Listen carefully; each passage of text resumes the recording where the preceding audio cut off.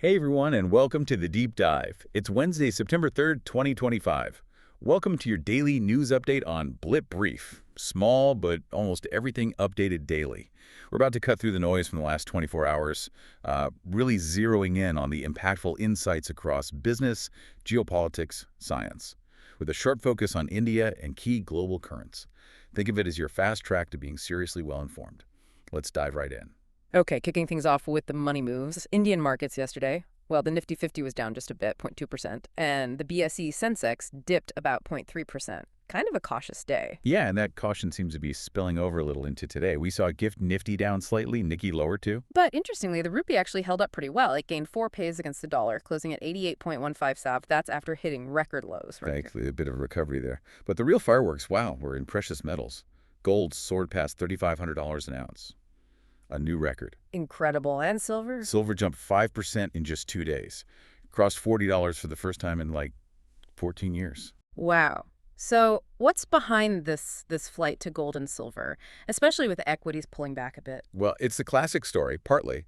That gold surge, it's very much tied to the buzz around potential U.S. interest rate cuts. A safe haven play? Right, the usual suspect. But hitting $3,500 and staying there, that suggests something deeper, you know? Investors aren't just reacting, they're anticipating prolonged uncertainty. Global stuff, maybe geopolitical jitters too. So smart money getting defensive. Feels like it. And that cautious mood ties right into the big GST Council meeting starting today in India. 2 days of talks. Ah, yes, the GST Council. What's on the table? Big reforms. Potentially huge ones. They're seriously looking at moving to a two-slab tax structure. 2 slabs.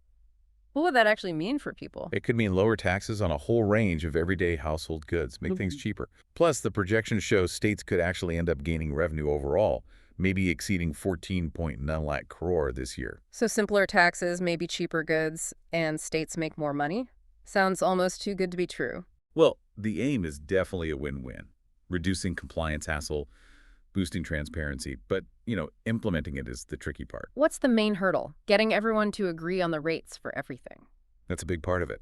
Harmonizing thousands of items without hurting state revenues, handling potential lobbying from different sectors. It's a complex negotiation, but the direction, simplification, seems clear. And sticking with India and the world, there's the ongoing trade situation with the U.S. Commerce Minister Piyush Goyal. Sounded optimistic, didn't he? Yeah, hoping for the first part of a trade pact by November. Right, but at the same time, India is taking the U.S. to the WTO over those 50% tariffs on copper imports. And President Trump isn't exactly offering concessions, is he? Mentioning Harley-Davidson again. Explicitly ruled out reducing tariffs, called it a one-sided relationship. It really highlights the tension there. That phrase, one-sided relationship, how does that actually force India's hand in terms of, say, looking for other trade partners? It puts India in a tough spot, diplomatically. It definitely encourages looking elsewhere, strengthening ties with the EU, ASEAN, diversifying away from too much reliance on the U.S. market. But it also pushes the Make in India agenda, right? Reduce import dependency. It's a tricky balance. And all this trade friction, is that related to the FII selling we've been seeing? Very likely connected. FII selling in 2025 has already outpaced 2024's total. That's significant. A definite red flag. Where's that pressure felt most? Which sectors? Typically, IT, finance, sometimes manufacturing, the ones more tuned into global cycles, they feel it first. And the ripple effect. Does it spook domestic investors? It can increase volatility, sure, but it also sometimes creates buying opportunities for domestic funds and retail investors. Yeah. Globally, though, sustained outflows can tarnish the image a bit, make attracting new FDI maybe a little harder. Okay, let's shift gears then. Corporate buzz, starting with IT, TCS. Good news there. Yeah, 2 bits of good news, actually. They finally rolled out salary hikes, 4.5% to 7% for most after that 5-month delay. Must be a relief for employees. Absolutely. Yeah. And they landed a massive deal. 7 years, $550 million with Tryg, the Scandinavian insurer. That's about, $639 million?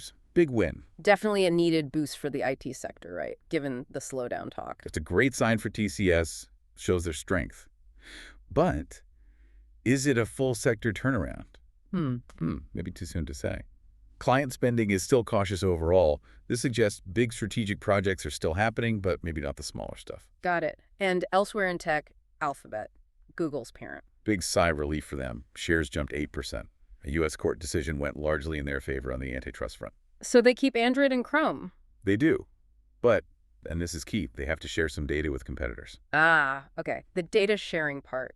Is that a real constraint or just a minor thing? Will it actually help competition? That's the billion-dollar question, isn't it? It could be significant. Data is everything online. Giving competitors access, even limited access, might let them build better, more competitive services. It's not a breakup, but it could shake things up a bit. Interesting. And speaking of tech shaking things up, Salesforce and AI. Right. A big workforce shift there. Hmm.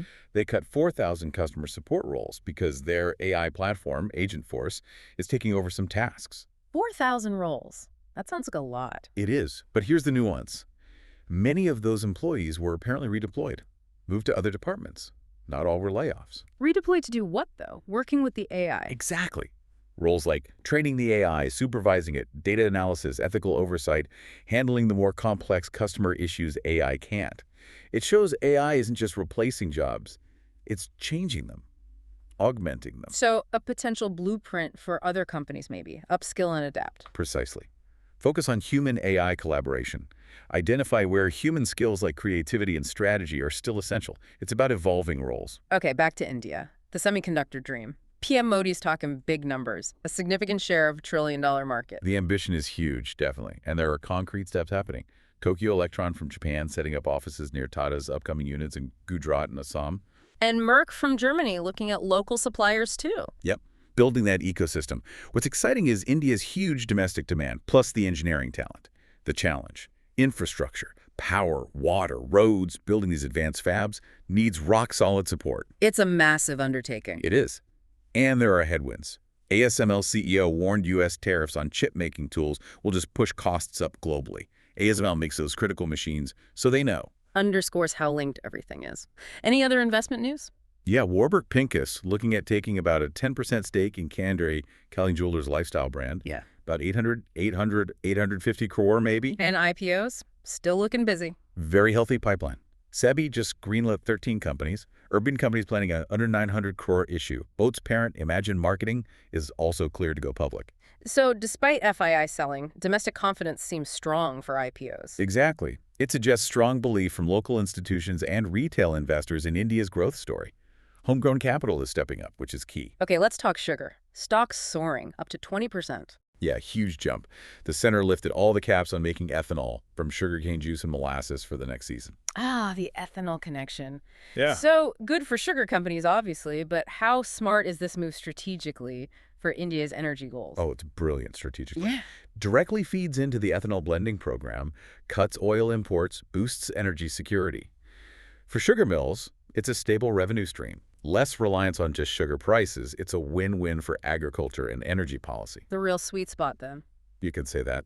But not everyone's having a sweet time. Pratap Snacks shareholders looking for an exit after just a few months. Really? Why? Struggling with growth, apparently. Intense market pressure in snacks. And Maruti Suzuki saw August production dip 6% year-on-year, adjusting to demand. Shows the variations within the market. Right. Okay, let's widen the lens. Geopolitics. That big military parade in Beijing. Yeah, quite a statement. Xi Jinping with Putin and Kim Jong-un, marking 80 years since WWII's end. She criticized bullying behavior. Aimed at the U.S., presumably. It seemed pretty clear. And the SCO, the Shanghai Cooperation Organization, announced plans for a development bank. So the parade plus the bank. What's the combined message? A stronger anti-Western bloc. It definitely projects that image. A show of unity, challenging U.S. global leadership. The bank is about building an alternative economic system, less reliant on Western institutions, asserting a multipolar world, basically. Meanwhile, the U.S. President Trump confirmed that strike on the Venezuelan boat. Yes. Killed 11 alleged narco-terrorists linked, he said, to the Venezuelan government. Plus, plans to send the National Guard into Chicago and Baltimore over crime rates. And that fight over the Federal Reserve Governor, Lisa Cook, nearly 600 economists backing her. Yeah, a major pushback against Trump's attempts to remove her. It raises serious questions about central bank independence. How serious are those implications if politics starts driving Fed decisions? Very serious. Erodes market confidence, risks unpredictable policy based on politics, not economics. It undermines the integrity of these crucial institutions. It's a safeguard we rely on globally. Now, looping back to India in this complex world, it gets interesting. Azerbaijan claims India blocked its SCO membership bid. Over support for Pakistan. That's what Azerbaijan says. highlights those tricky regional dynamics. But at the same time, Russia confirms talks to sell India more S-400 missile systems. So complex relations all around. Absolutely. And then there's a potential thaw with China. Indian and Chinese companies talking joint ventures in electronics, autos, maybe driven partly by those U.S. tariffs creating common ground. It's like juggling multiple balls at once. It really is. And sadly, regional instability remains a problem. Those attacks in Pakistan, 25 killed, a reminder of the security challenges. So India is blocking Azerbaijan, buying missiles from Russia, talking business with China, dealing with U.S. trade pressure. How do you even manage that? What's the strategy? The strategy seems to be strategic autonomy. Don't fully align with anyone. Prioritize India's specific interests in each relationship. Get defense tech from Russia, seek economic opportunity with China, navigate the U.S. issues pragmatically. It's about maximizing India's options and influence in a messy world. A high-stakes balancing act. Okay, from global chess games to the quantum realm, what's the big innovation today? From Japan. Yes, this is really cool. Potentially game-changing for computing. Scientists found strange behavior in what they call heavy electrons. Heavy electrons, like they weigh more. They act like they have much more mass than normal. Yeah. It's due to strong interactions inside the material, makes them kind of sluggish, interconnected. Okay, and what's the breakthrough? They found these heavy electrons can be entangled, linked quantumly, and this entanglement is directly tied to their heaviness. Entanglement, that's key for quantum computing, right? Exactly. This discovery isn't just a weird physics thing. It could be a new pathway to building quantum computers. Using these heavy electrons might offer advantages. We're talking about machines that could simulate molecules for drug discovery, design new materials, things totally beyond current computers. Wow, so a fundamental step towards unlocking that power. Could be. It's foundational science, but with massive potential implications down the road. That's a lot to digest. What a packed 24 hours. Yeah. From, global trade shifts and geopolitics rearranging the board to AI changing workplaces and now a glimpse into quantum's future. The world's certainly not standing still. Absolutely. And if you pull back and connect the dots, you have to ask, right, how are these huge shifts, especially in tech and geopolitics, fundamentally changing how we even think about economic security or global alliances? What will tomorrow's power blocks look like? Exactly. And how will these deep tech innovations actually filter down and change our everyday lives? Lots to ponder as you go about your day. This is an AI-generated podcast commentary, and please re-verify the content before use.